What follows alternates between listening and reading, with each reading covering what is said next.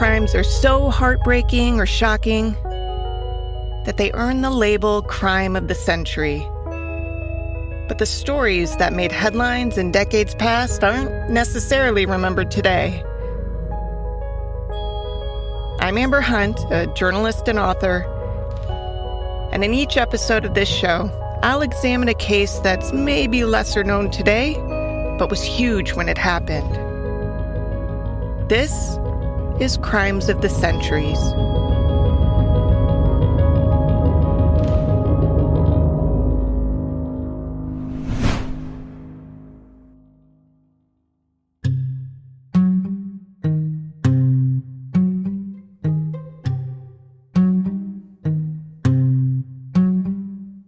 Jim Humphreys wasn't worried at first when he couldn't spot his girlfriend in the classroom for the big test. I mean, it was a big classroom after all, and the big test was being taken by hundreds of students. He was sure he just hadn't been able to spot her in the crowd. But once the test was over, he still couldn't find her. This time, he'd even stood up to look, and he was 6'7", so that altitude offered a pretty good vantage point. He made a phone call to her apartment, got no answer. Then a friend asked if he'd seen Jane. Still, it wasn't a worry yet as much as a nuisance. Jane Britton was 23, and while she was incredibly smart and beyond driven, she also had a flair for the dramatic now and then, and the flair for the occasional flaky moment. There were plenty of reasons she might not have made it to the big test. It could simply have been that she overslept. Jim plodded through Harvard's campus to reach Jane's rundown apartment on University Road. He entered the unlocked vestibule. The tenants had been pestering for a lock, but the landlords were cheap. And he bounded up to the 4th floor where Jane lived in a glorified studio. Even though they were dating and he saw her pretty frequently, he still knocked. That's just how he was raised. The knock grabbed the attention of Jane's neighbors, a married couple named Don and Jill Mitchell, who'd been waiting anxiously for Jane to come home so they could pepper her with questions about the much-anticipated quiz. But Jane didn't answer the door. Jim pushed it open and spotted her, half naked on the bed. Face down on the mattress, she looked passed out. He beckoned to Jill to check on her. It was 1969, and even though they had been intimate, they were careful to follow a few of society's rules, so he wasn't just going to rush in there while she was nude and unconscious. Jill walked in, got one look, and covered her mouth as she ran out. Jane Britton hadn't slept through her test. She'd been murdered, and hers would be one of the country's most enduring whodunits that would eventually get an answer, thanks to journalists who refused to let it go. The tale of Jane Britton immediately made headlines nationwide, but especially in New England. She was young, pretty, feisty, and most importantly, when it came to news value, well off and well connected. Her father was administrative vice president of Radcliffe College, where Jane had gotten her undergraduate degree. Jane had been such a good student that she'd been accepted into Harvard's doctoral program straight after Radcliffe. Her passion was archaeology, and the test she was supposed to take on January 7th, 1969, was a big deal. And the test is this major landmark in grad students' career. That was Becky Cooper, author of a book on Jane's case called We Keep the Dead Close. The test Jane was to take that morning was day one of a 3-day ordeal that would determine if she was allowed to stay and keep working toward her doctorate, or if she'd suffer the humiliation of getting booted from the program and forced to get a terminal degree instead, like a master's, like a chump. The headlines those first days were as straightforward as they were tragic. Harvard co-ed brutally slain. Michael Widmer was then a cub reporter working his second day for the wire service United Press International when he was sent to the scene. Randomness of having somebody at that young age suddenly murdered just hit me deeply. In many newspapers nationwide, an Associated Press photo ran alongside the story of Jane's death. The picture showed an officer and 2 medics hauling Jane's covered body from her building to an ambulance. The crime scene inside that building was horrific. Jane is lying face down on her bed, covered with these fur blankets. Jane had been violently bludgeoned to death. Investigators weren't sure of the murder weapon yet, but they knew it likely had one sharp, pointy end and one flatter one, because Jane's body bore both types of injuries. Something blunt and heavy had smashed her skull, but something thin had been used to stab her through the chest. It was possible the killer had used more than one weapon, but trouble was, the cops couldn't find any weapon at the scene, much less proof that there were two. They weren't sure either whether Jane had been raped or if she'd simply had consensual sex near the time of her attack. What they did know was that the way the killer treated her body seemed incredibly personal. She wasn't just killed and left on the floor. She was laid on her bed, almost posed, with those blankets layered on top of the upper half of her body. Her lower half was bare. Because Jane had been an archeologist, she had some strange and macabre items in her apartment. A headstone, for example. Usually it was kept near the table where she ate her meals, but when her body was discovered, it seemed to have been moved, as though to mark her grave. But the most bizarre part of this scene was... red powder was scattered around the room. The splash of red powder investigators found wasn't just on the bed, but it crept up the wall. It looked as though somebody had very purposefully made a circular shape with the stuff. Investigators dusted some into an evidence bag and continued processing the scene. Jane's friends were heartbroken. But more than that, they were utterly confused. Sure, Jane was something of a free spirit. She would quickly tell you if you pissed her off. But at the same time, she didn't have any enemies. Her bluntness was endearing more than it was offensive. She was just a forward, modern woman. She commanded respect. She wanted a career, and she liked to yell a 4-letter word or 3 when she got hurt or frustrated.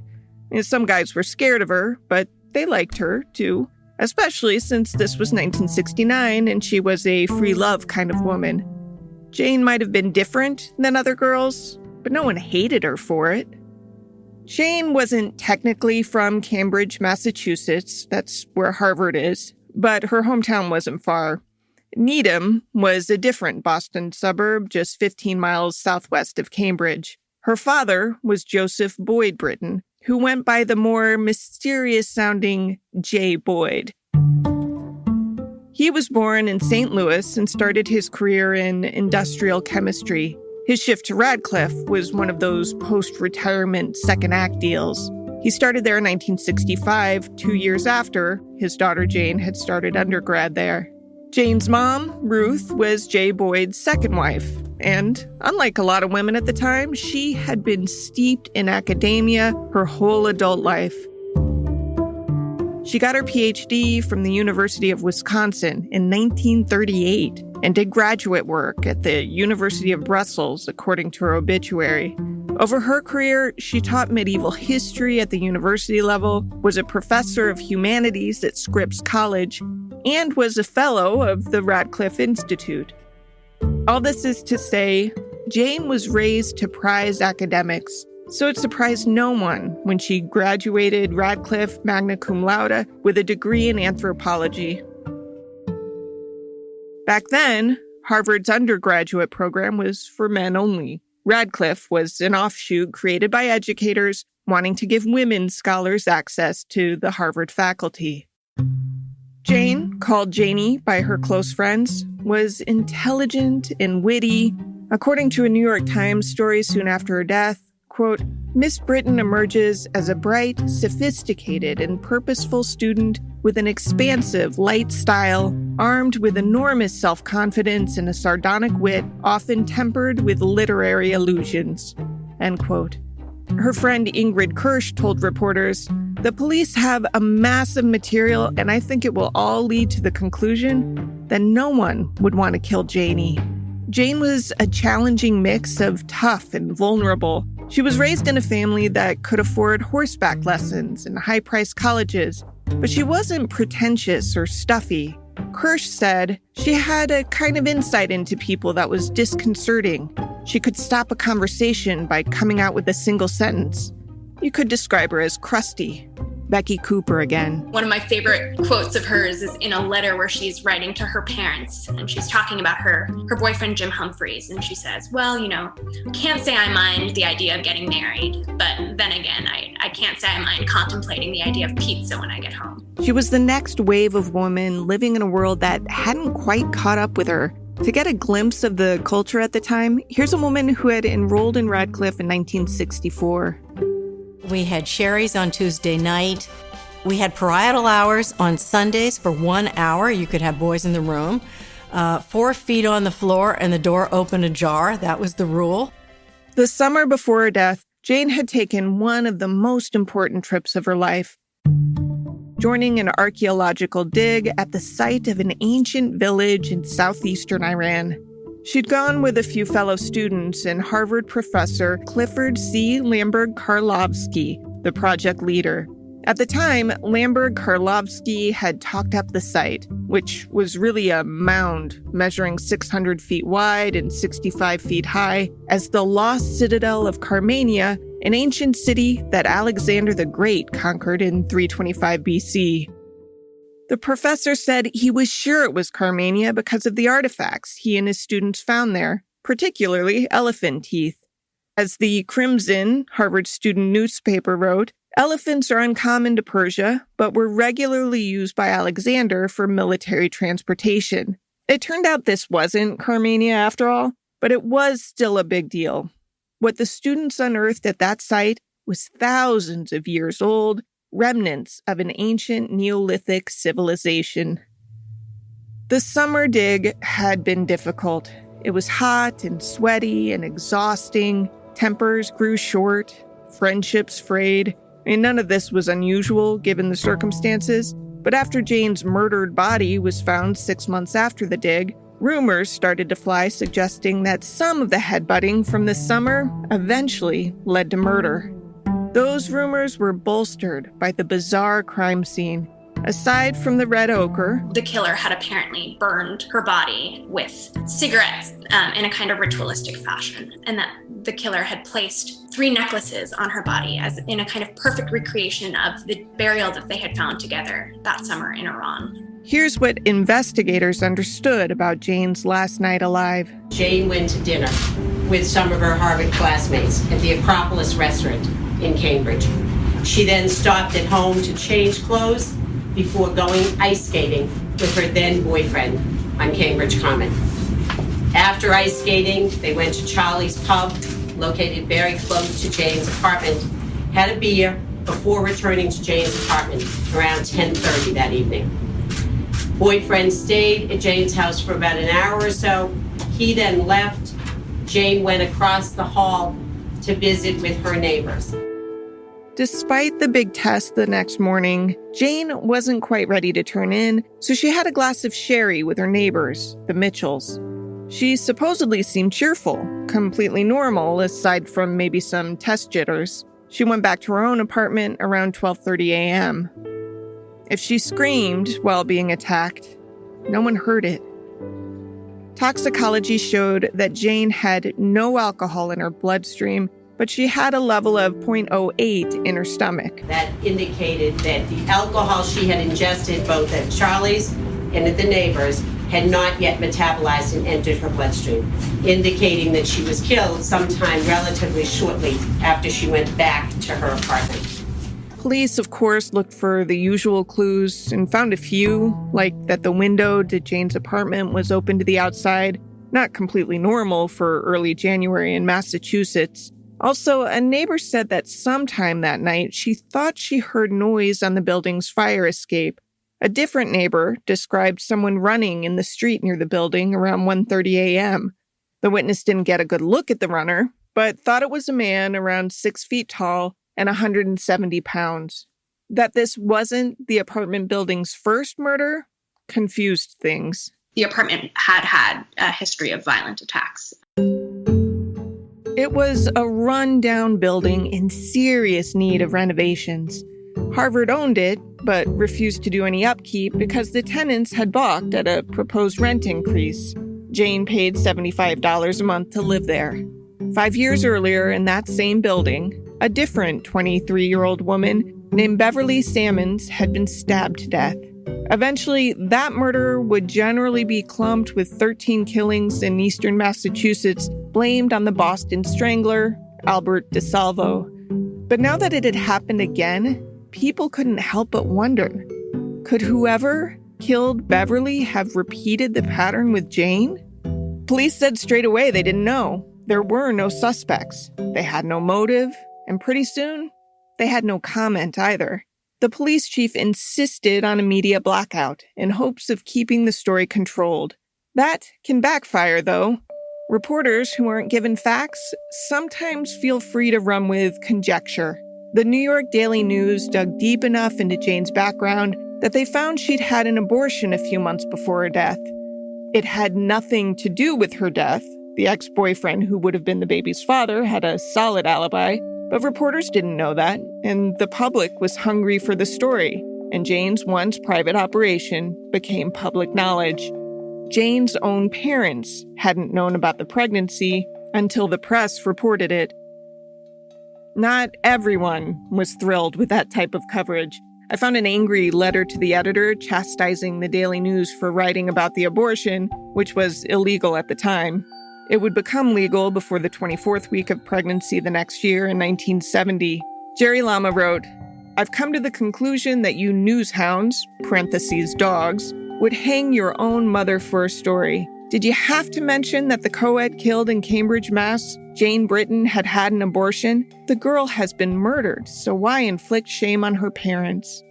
That early reporting might have played into the family's reluctance to fight for answers when Jane's case started going cold. By kicking up these questions about who his daughter was, the way that people were asking the question seemed to blame her for what befell her. And at times it seemed like not only was his daughter dead, but then her reputation was going to be besmirched in the kind of unearthing of what happened. As Jane's family grappled with their loss and police sifted through clues, the rest of Harvard began forming theories. And none of the theories had anything to do with Jane's building or her abortion. Instead, they focused on the mysterious red powder found at the crime scene. What could it mean? It seemed everyone had a theory. That the body of Jane Britton was discovered to have been dusted by red ochre was chilling to the archaeologists who knew her. Red ochre had for centuries been used in burial rites by countless civilizations. This red powder, which many people believe to be red ochre, this kind of iron oxide that is spread over many, many human burials. This is from Neptune Lagoon's YouTube channel. A weird-sounding source, I know, but the info checks out. Here's one of those red ochre burials. Strangely, it's always a burial like this. You'll see them where they're on their left. They have red ochre symbolically around them, and they're facing to the east. And this is always thought to symbolize a rebirth of the person facing the east, the womb, and the sun rises the next day. And you see this red ochre tainting on many, many burials. And it seems to pass on and on and on. Jane's friends were certain that the red ochre at the scene meant something big. Your average Joe doesn't know the role of the powder in ancient cultures. To them, that meant the pool of possible suspects was whittled down fast. It must be someone Jane knew through Harvard, they figured. 3 main suspects topped the list. 2 were Harvard professors. The 3rd was a former Harvard student who would be suspected in a different young female archaeologist's death a few years later. Author Becky Cooper was a Harvard student decades after Jane's death. One day in 2009, the rumors finally reached her. And he says, well, if you want to hear a really crazy Harvard story, and proceeds to tell me about the murder of this woman whose name he didn't know. But in his version of the story, the person who had killed her was her advisor.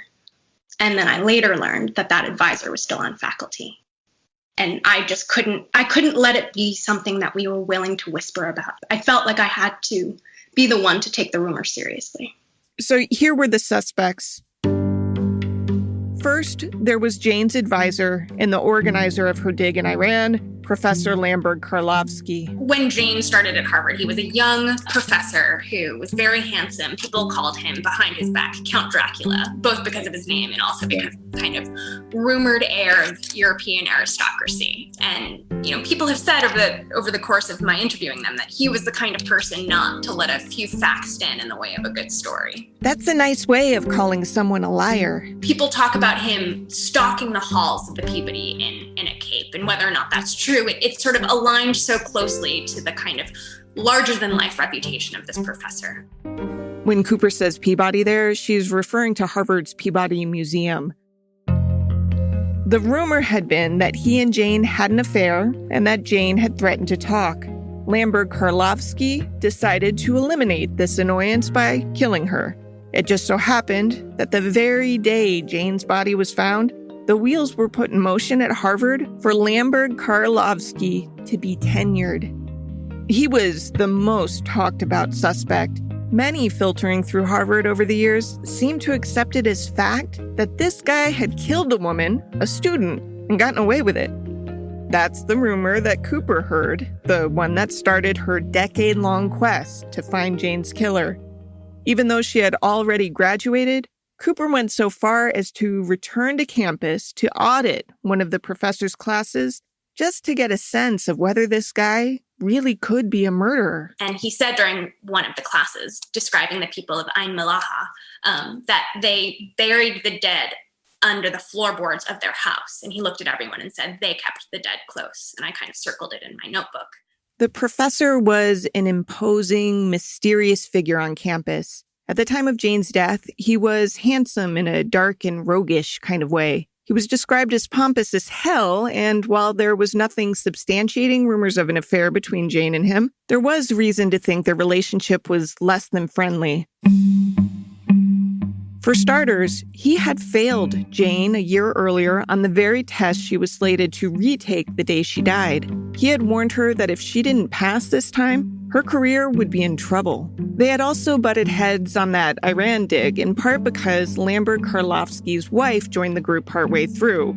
I know what you're thinking, allegations of an affair, but it wasn't that kind of tension. The problem Jane apparently had with the missus was that she seemed to play favorites when it came to doling out the rationed food and routinely chastised the women on the trip if they swore. Scandal. The friction Jane had with the wife was said to spill over into friction with Lambert Karlovsky. For Cooper, the professor was considered mercurial, brilliant, hot-tempered, exploitative, paranoid. You know how sometimes a murder suspect is named and his friends are floored because they just can't see that in him at all? Well, Lambert Karlovsky really wasn't that guy. He was the type whose students would learn of such accusations and say, I always knew there was something fishy about him, but there was no physical evidence tying him to Jane's apartment the night she died. The more I looked into the story, the less I believed that he was the murderer. In fact, I'm convinced that he's not. And so the question, for me, kind of forked and became even more interesting, which was, all right, well, if Carl didn't do it, then who did? And also, why is this the person on whom history has decided to pin it? So Cooper turned her attention to the second potential suspect, who was a different professor named Lee Parsons. Like Lambert Karlovsky, he was well-educated and accomplished. In the spring of '69, he had led an expedition to Guatemala, where his team excavated 4-foot-tall human effigies carved in stone. But Parsons had been kind of an odd duck, too. And Jane, one night, had hung out with him at his apartment with her neighbors, the Mitchells.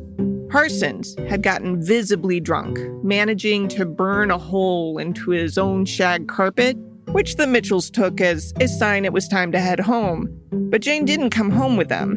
She said she wanted to stay behind. Later, after she walked herself home, she seemed a little uneasy about the encounter. The Mitchells always wondered if something upsetting had happened after they left. All they knew is that Jane refused to talk about it. The third suspect was the fellow archaeology student. His name was Richard Michael Gramley. When I was 9 years old, I went with my great uncle and saw an arrowhead found which captivated me. But then I found my own about a year later, and I was hooked. That's an interview with Gramley I found online. Now, Gramley's name hadn't initially been floated as someone to investigate in Jane's death. Rather, he'd been an aside, a footnote at most. He had known Jane, but so did lots of people. Then, in 1976, Gramley went on an expedition in a remote part of Labrador, Canada. There were 2 people on that expedition, but only one of them ever came home. The other was a young woman named Anne Abraham. Gramley said she'd been climbing some tricky terrain when he went another direction in search of a shortcut. When he came back, he said Anne was gone. What made Anne's disappearance suspicious was that after she disappeared, Gramley didn't use his communication setup to call it in for 20 long hours.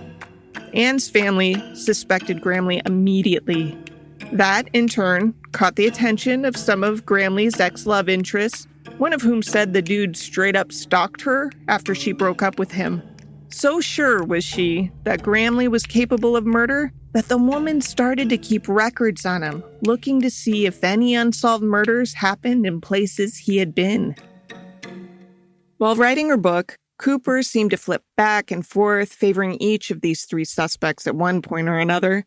For a while, too, she wondered about Jim Humphreys, the boyfriend who had found Jane's body. After all, Jane's letters and journal entries made it clear that they'd become incredibly close during the trip to Iran, but as Jane's feelings grew, Jim pulled away. Could it be that Jane pushed him too hard for a relationship and he snapped? Without more information, Cooper felt like she was just spinning her wheels. So she filed Freedom of Information requests to see the police file compiled about Jane's case. For those who don't know sunshine laws, they vary state by state, but generally speaking, records are supposed to largely default to being open to the public so long as they don't fall under an exemption. A common exemption is active police investigations. The idea being that authorities don't want to hand over information that might screw up a case. Fair enough. But when a case is 20, 30, 40 years old, well, generally, those ain't active anymore. So Cooper asked to see the files, but police denied the request, citing the active investigation, even though no one had been working on the case for decades. Cooper wasn't the only journalist trying to get those records. So was a retired reporter named Michael Widmer, himself a Harvard grad. He's the one who had been one of the first on the scene all those years ago. As he tells it, the case was pivotal for him in part because he had just gotten his first post-college reporting job. As Widmer explains to a TV reporter, it was a formative experience for me. I'm spending several years on the Harvard campus in graduate school. I completed the degree.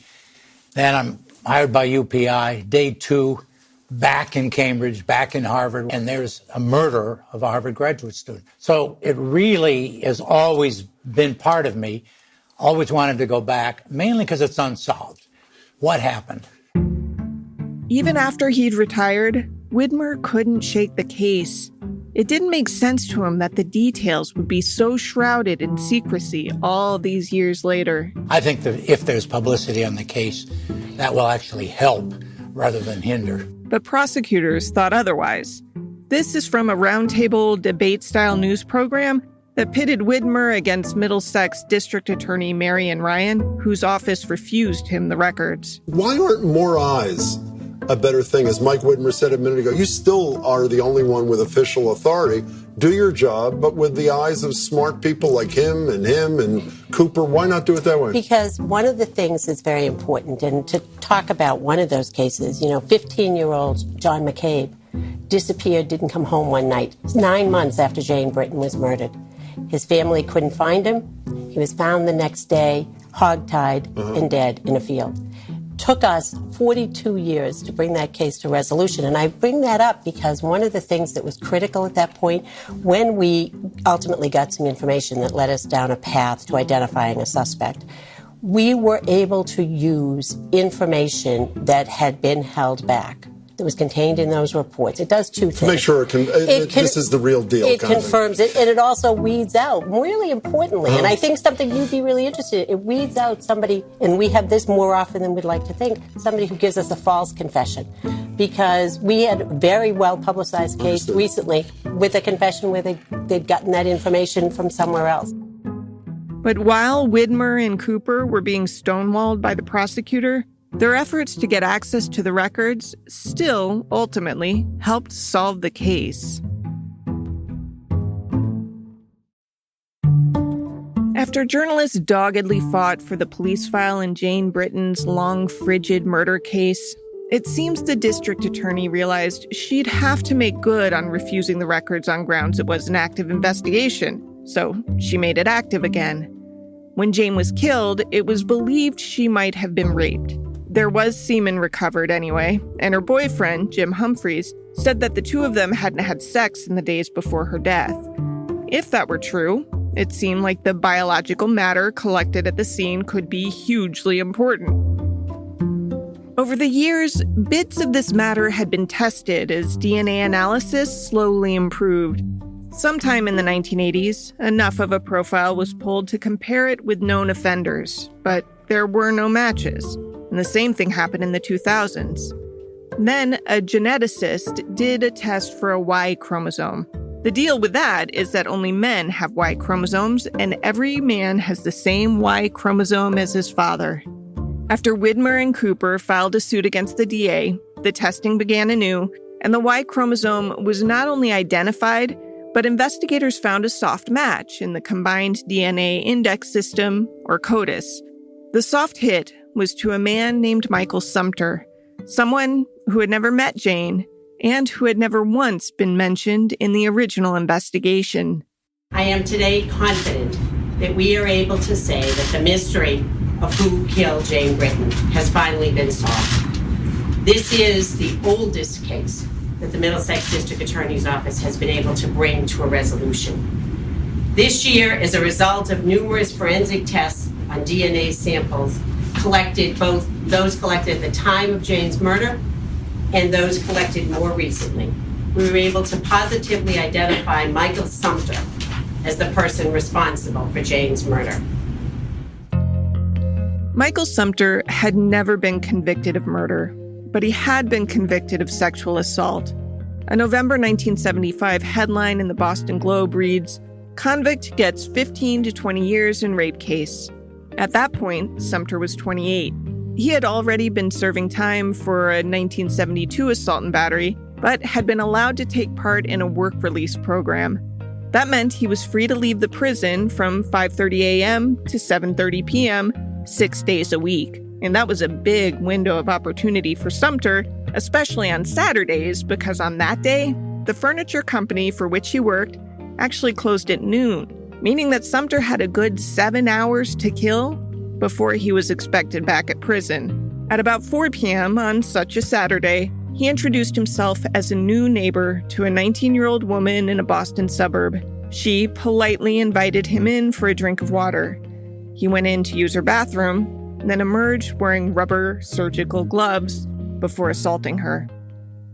By the time he was publicly attached to Jane Britton's case, Sumter had been connected to other assaults because of DNA technology and other murders. This is the third homicide Sumter is linked to. Investigators were able to match DNA by testing a surviving male relative. Sumter didn't even know Jane. In one case, a young woman named Ellen Rutchick was found raped and strangled with an electrical cord in 1972 in Back Bay, Massachusetts. 38 years later, in 2010, DNA testing pointed to Sumter.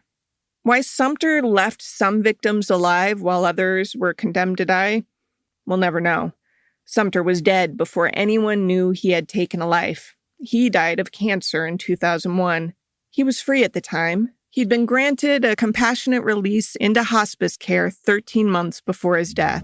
It had been a case that had gone cold for nearly a half a century, but through new DNA testing, the decades-old mystery has now been solved in the death of 23-year-old Jane Britton. After all those years of speculation, of rumors hanging over the heads of the men in Jane's life, it turned out her killing had been random. Investigators believe Sumter entered Britton's apartment through her 4th floor window. The neighbor who had heard noises on the fire escape had been right. And the witness who had spotted a guy running from the building had described someone about the same height and weight Sumter had been at the time. Sumter didn't live in Cambridge when Jane was killed, but he did have ties there.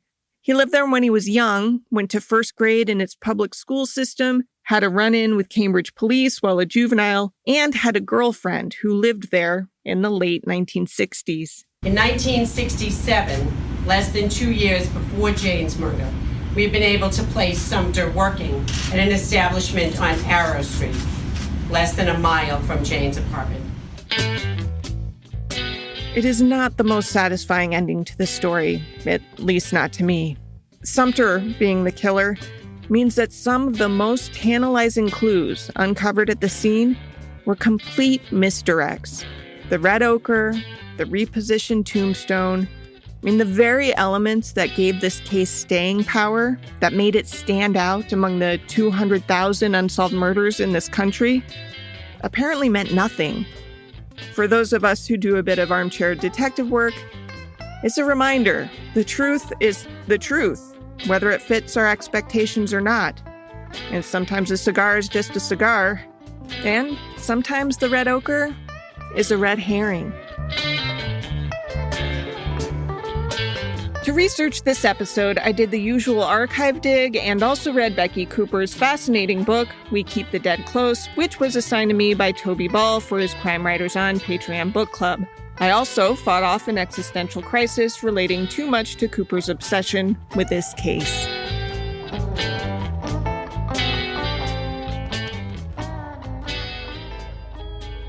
Crimes of the Centuries is a production of the Obsessed Network. To learn more about its shows, go to obsessednetwork.com. This case was researched by me, Amber Hunt, and produced by Garrett Tiedemann. Original music is by Bruce Hunt and Andrew Higley. Other music comes from Blue Dot Sessions. If you like us, help us out by rating and reviewing us on Apple Podcasts. For more information or to recommend a case, go to centuriespod.com. On Instagram and Twitter, we're at CenturiesPod. And check out the Crimes of the Centuries podcast Facebook page.